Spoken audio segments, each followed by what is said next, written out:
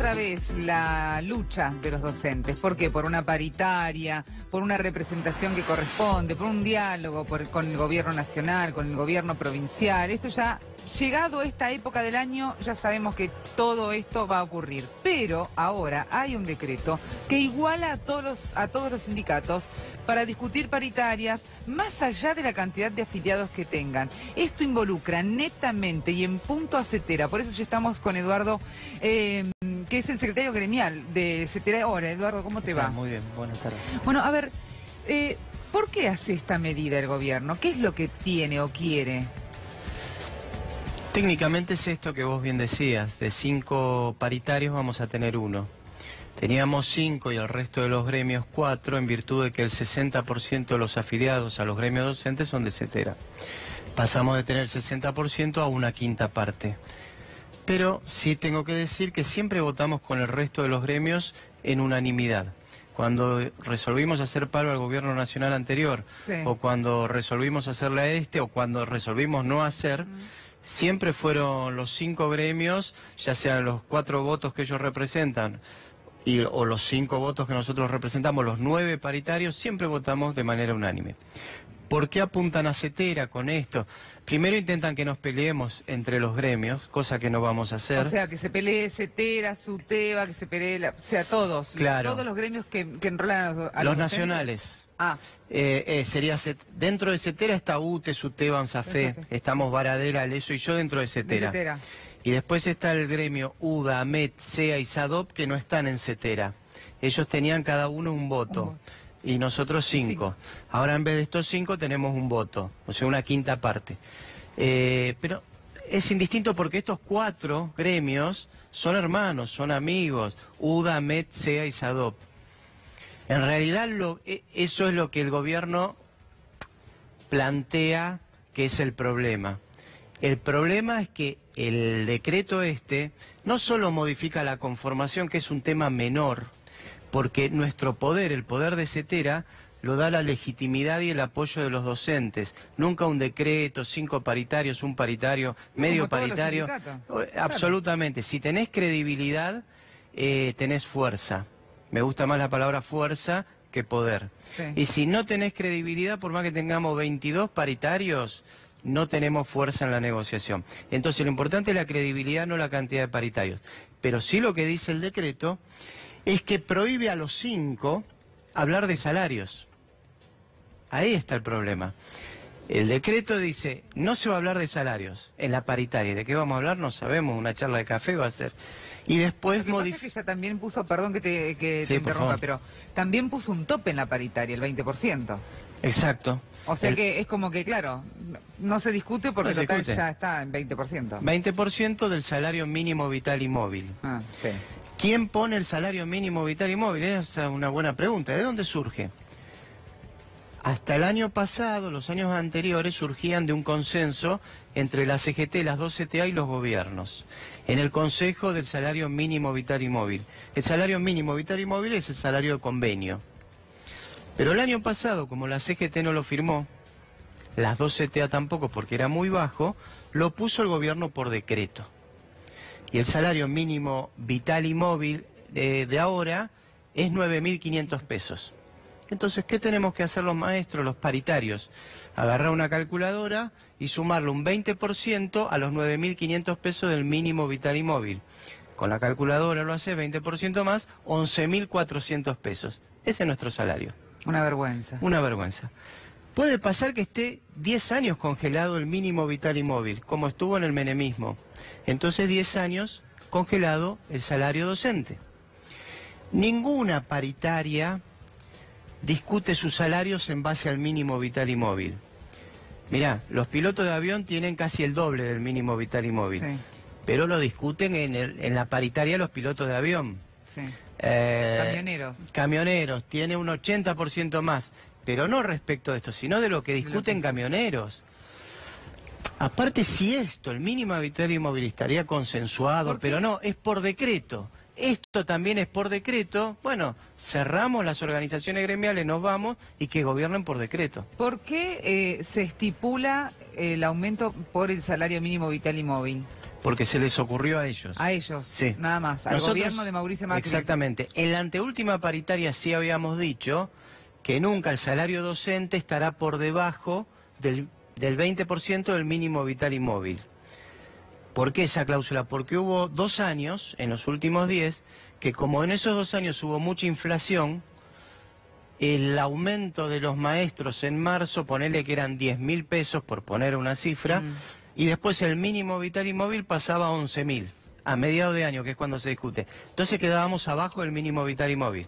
Entonces lo que quedó en la paritaria es, no obstante lo que discutamos en la paritaria, si algún día dan un salariazo al mínimo vital y móvil, automáticamente pasamos a estar un 20% más, para evitar estar por debajo del mínimo, como era inadmisible, 2 años estuvimos. Dicho sea de paso, también en el gobierno nacional anterior. Entonces, en la paritaria que acordamos con el gobierno en el 2016, con el gobierno de Macri, sí, se puso esa cláusula. Esa cláusula está... Sí, una paritaria discutida terriblemente. Sí, pero que llegó a un acuerdo y que se iniciaron las clases en el 2016. Sí. Lo que nos exime de responder a estos temas de que Cetera hace política y como no está con Macri no quiere empezar las clases. En el 2016 empezamos las clases porque el gobierno cumplió con la paritaria. El aumento fue del 40% en el 2016 del mínimo vital y móvil. Duplicaron el FONID, el Fondo Nacional de Incentivo Docente, y se puso esta cláusula que dije. Eso fue el anteaño pasado, la firmé yo, junto con Baradel, con Aleso, con UDA, MET, SEA y SADOP, y al lado mío estaba Triaca y Bullrich. O sea, la paritaria existe, no es un invento del kirchnerismo como anda diciendo Finocchiaro. No solo existe, la firmó el gobierno de Macri, y la votó Bullrich cuando era diputado, y cuando fue ministro, la reconoció. La reconoció, exactamente. Eso fue en el 2016. En el 2017 la desconoció. Se ve que años pares, años impares van cambiando. La desconoció, conflicto. Marcha Federal Educativa. Eso era justamente una de las razones por las que yo, por ejemplo, siempre me pregunté, si no hay escuelas de nación, ¿por qué tenemos un ministro de nación en educación? ¿Para qué? Porque según las leyes vigentes, el gobierno nacional sigue a cargo de las escuelas. Entonces seguiría a cargo de la paritaria también. Exacto. Debería seguir a cargo de la paritaria. Claro. Pero esto de que sigue, y las leyes vigentes, quiero citar. El artículo 14 de la Constitución plantea, de la Constitución Nacional, la responsabilidad en la educación del gobierno nacional, en todo el país. Y la Ley de Financiamiento Educativo y la Ley de Educación plantea la responsabilidad del gobierno nacional en el financiamiento de la escuela y de los salarios. Es buena la pregunta, porque Macri lo plantea permanentemente. Dice, ¿por qué hay una paritaria nacional si el salario de los maestros de Catamarca los paga la gobernadora de Catamarca? Claro. Como le paga a los policías de Catamarca, a los estatales de Catamarca y a los médicos de Catamarca. ¿Qué tiene que hacer una paritaria nacional? Bueno, esa pregunta del presidente omite la Ley de Financiamiento Educativo. ¿Qué dice? Que el financiamiento de parte de los salarios de los maestros de Catamarca es de nación. No de los maestros de Catamarca, en su salario una parte la paga nación. Claro. Los policías, exacto, los policías, los médicos y los estatales de Catamarca, nada le paga la nación. Únicamente a los docentes. Porque hay una ley de financiamiento educativo nacional. Claro. No hay una ley de financiamiento médico nacional y una ley de financiamiento policial nacional ni una ley de financiamiento estatal nacional. Okay. Pero sí nacional. ¿Qué paga a los maestros de todo el país? Cualquier maestro que me está escuchando, una parte de su salario se lo paga el gobernador y otra Macri y Finocchiaro. Esa parte se llama FONID, Fondo Nacional de Incentivo Docente. Somos 10 millones los maestros. En el recibo de los 10 millones hay una parte que paga el gobierno nacional. Ahora, tu pregunta es interesante porque hay 2 concepciones de fondo. Una, la que de toda la vida dice, bueno, la educación que se encargue cada provincia. Eso pasó fuertemente en la dictadura, se transfirieron las escuelas primarias a las provincias. En el menemismo se transfirieron las secundarias. Pero luego con el kirchnerismo la responsabilidad del Estado se volvió a asumir con la ley de financiamiento educativo. Siguen transferidas, pero una parte la paga la nación.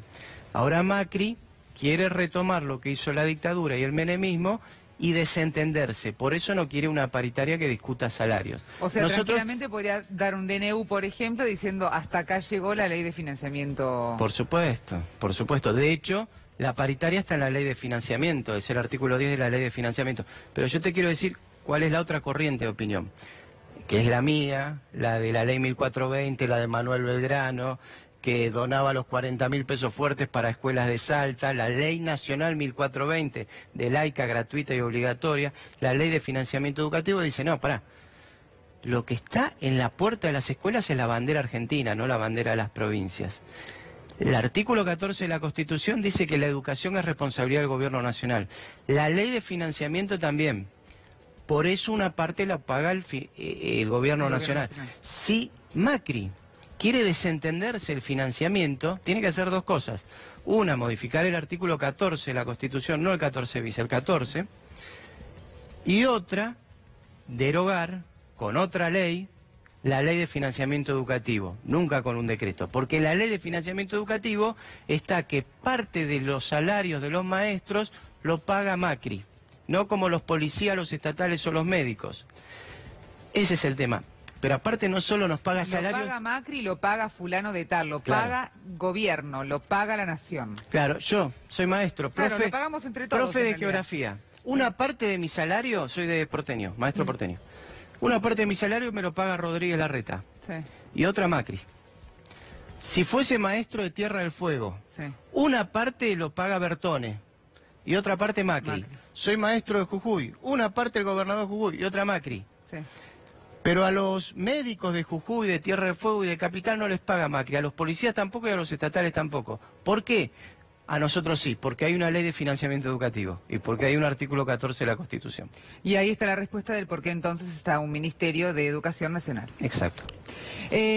Ahora, si esto continúa, porque me imagino que ustedes van a hacer el reclamo, no se van a quedar con brazos cruzados.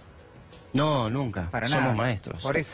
Enseñamos que hay que cumplir las leyes, como no le vamos a pedir al gobierno que cumpla las leyes. Exacto, van a continuar. ¿Cuáles son las medidas que van a tomar en principio? Bueno, convocamos a la Junta Ejecutiva a fin de enero. Seguramente de ahí va a salir un pedido de reunión para que revean esta medida, este decreto. Sé que el Congreso lo citó a Finocchiaro. Bueno, y vamos a poner todas las fuerzas posibles. Nosotros tenemos dos ejemplos, el 2016 y el 2017. En el 2016, ambos con el gobierno de Macri. En el 2016 empezaron las clases, porque cumplió la ley. En el 2017 no, porque incumplió la ley. Nosotros apostamos a que el 2018 sea como el 2016, empiecen las clases. De manera tal que en estos 20 días vamos a hacer todas las gestiones para que ese decreto se derogue, cumplan con la ley, llamen a la paritaria e iniciemos las clases normalmente, que es lo que queremos. Quiero decirte otra cosa, no solo se discute eso en la paritaria. Mirá vos la importancia que tiene. Cuando había paritaria, había Conectar Igualdad. Las compus. Las compus. Las daba la nación. Ya no. No hay más. Turismo educativo, lo daba la nación. Los viajes a embalse de Río Tercero y Chapadmalal. No hay más. No. Construcción de escuelas. No se construyen más desde la nación.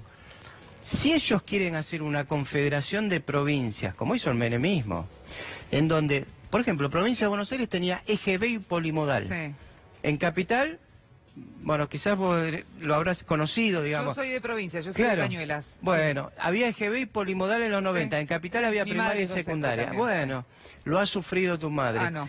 Se cobraba en patacones en Capital, en Córdoba se cobraba en pesos. Eran 24 sistemas educativos. Eso llegó a un punto que en el 2003 no había clase de verdad. Pero en Entre Ríos no había clase en mayo, junio, hasta mayo, junio, en Catamarca, en Jujuy. ¿Qué hacemos? No, volvamos a Sarmiento, a la ley 1420, ley de financiamiento educativo. Y empezó a haber clases. ¿Qué está haciendo Macri? Volver atrás. Él quiere un sistema desnacionalizado, un sistema educativo desnacionalizado y provincializado. Y nosotros queremos, con Belgrano, con la ley 1420 y con la ley de financiamiento, un sistema educativo federal y nacional. Y por eso peleamos. Ojalá, Eduardo, salga todo bien y ojalá no tengamos que vivir lo que vivimos el año pasado, ¿eh? Ojalá que no, ojalá que no.